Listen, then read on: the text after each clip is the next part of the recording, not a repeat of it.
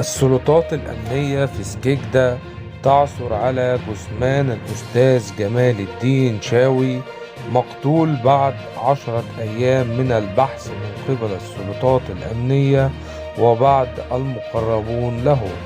والجدير بالذكر أنه قبل الوفاة كتب على صفحته الشخصية: ويمكرون ويمكر الله والله خير الماكرين.